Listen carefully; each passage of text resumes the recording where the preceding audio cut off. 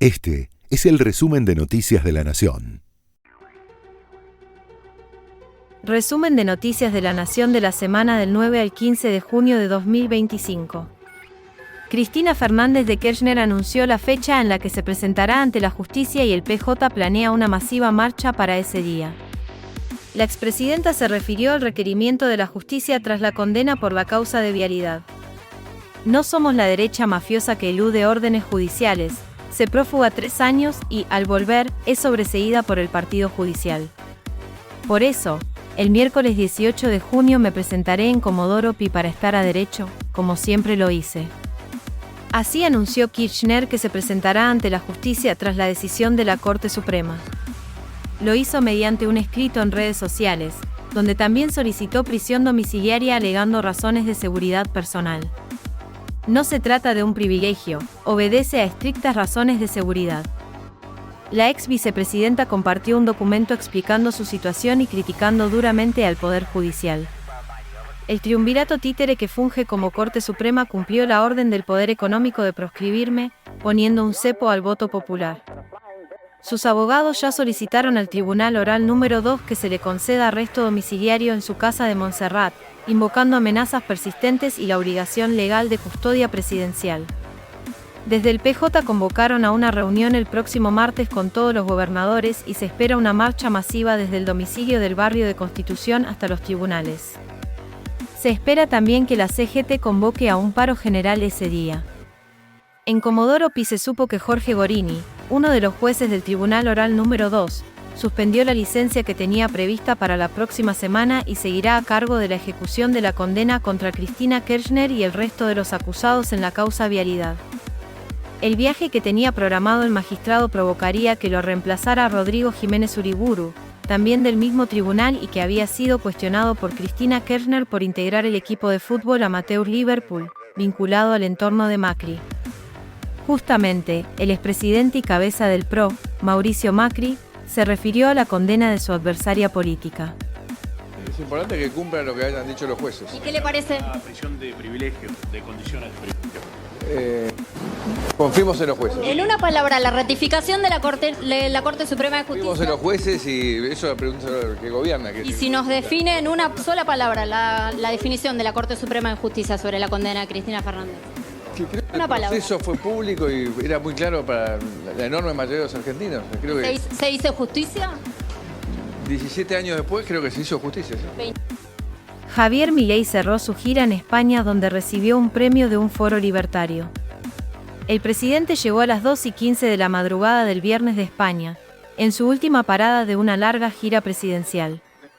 Acompañado de una pequeña comitiva, el avión presidencial aterrizó en el aeropuerto militar de Torrejón de Ardoz procedente de Israel, de donde partió 2 horas antes de que se lanzara un ataque contra Irán y se declarara el estado de emergencia ante posibles represalias sobre su territorio. Se trató de una segunda parada en Madrid en esta gira presidencial, para recibir el premio Escuela de Salamanca que entrega la organización El Club de los Viernes. El presidente fue el orador principal del evento, antecedido por el economista Jesús Huerta de Soto, un referente del anarcocapitalismo. En su discurso, ante un auditorio afín, retomó su celebración al número de inflación del 1,5% para el mes de mayo y explicó su carrera para erradicar la inflación en la Argentina, con nuevos dardos contra los periodistas y parte de los economistas. Para el final de su discurso, el presidente destinó unas palabras sobre el conflicto entre Israel e Irán. Israel acepta que existan otros países, pero Irán no acepta que exista Israel, o al menos sus grupos fundamentalistas como Hamas o Hezbollah. El presidente regresará al país tras un encuentro con empresarios españoles, programado para la mañana del sábado, organizada por el flamante embajador argentino en España, Wenceslao Bunge. Esto dijo Javier Milei al recibir el reconocimiento el viernes. El postulado es simple, desconocido, y de hecho ayer en Twitter, después de que se conociera la inflación mensual del 1,5%,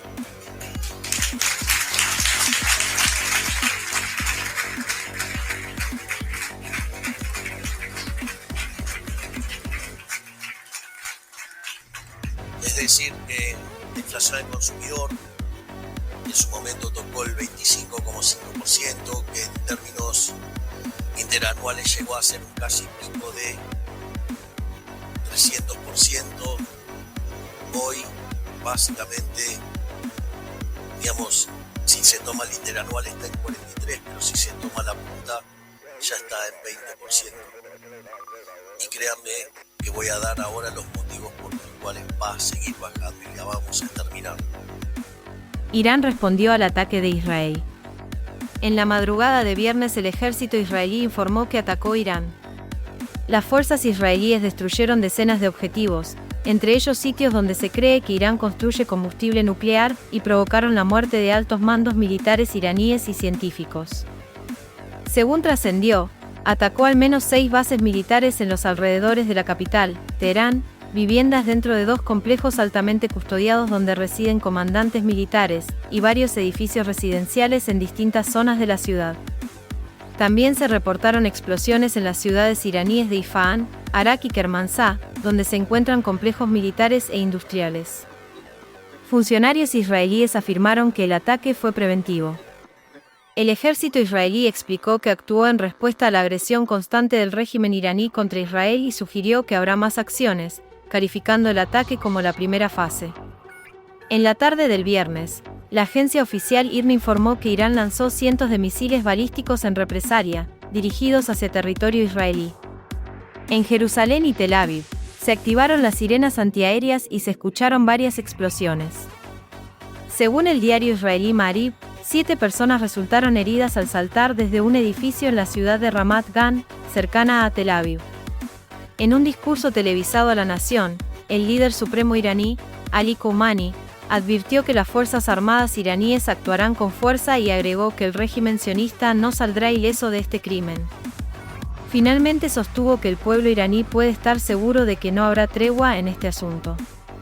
Con mucha expectativa, arranca el Mundial de Clubes. Este sábado a las 21 de nuestro país se dará el puntapié inicial para el novedoso formato que convoca a clubes de todas las federaciones del mundo.